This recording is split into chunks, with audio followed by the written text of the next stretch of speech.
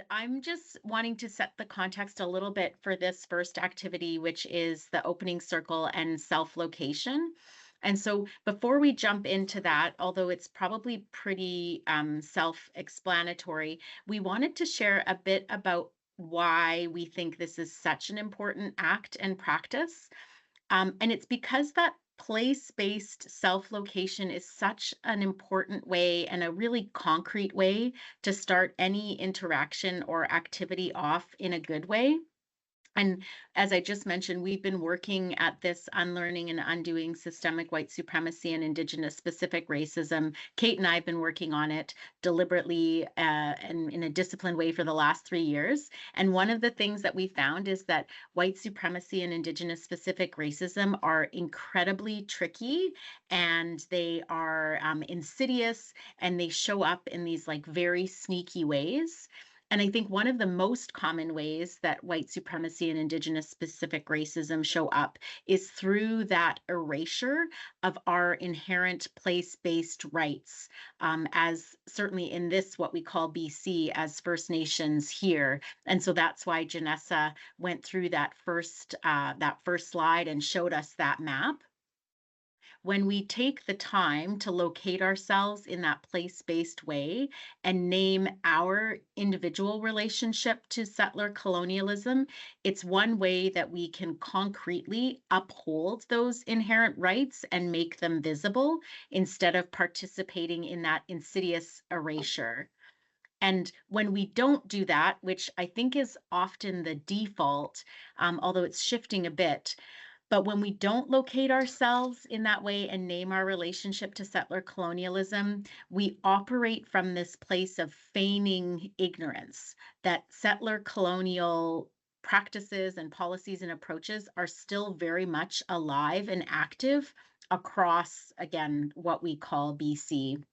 And as we were preparing for today, and it was really exciting for us to think about bridging a little bit around policy, but then also clinical practice.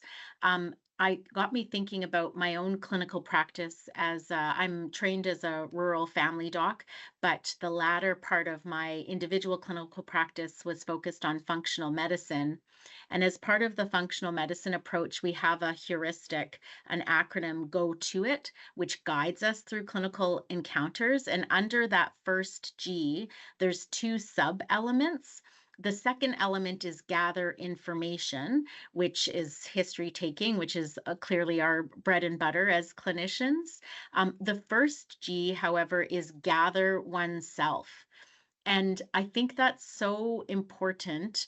And it's something that in our mainstream practice, I think we don't pay enough attention to.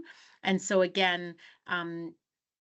by doing that, taking that moment to pause and locate ourselves in a place based way, it's part of recognizing that we're not neutral, objective, like care providing robots. We're actually messy, real life humans who come into any space and any encounter with our own lived experience, but also with our socially constructed ways of understanding what we're presented with. And that includes baggage and bias. So, the why for us as we jump into this activity of naming ourselves is actually quite important because we think of that as the first truth that we should all be naming in service to reconciliation. And when we don't locate ourselves in that place-based way, and we don't name our relationship to the territories that we are on, we're ignoring this very uncomfortable truth that each and every one of us, for the most part, myself included, actively participates in the occupation of unceded sovereign nations' territories.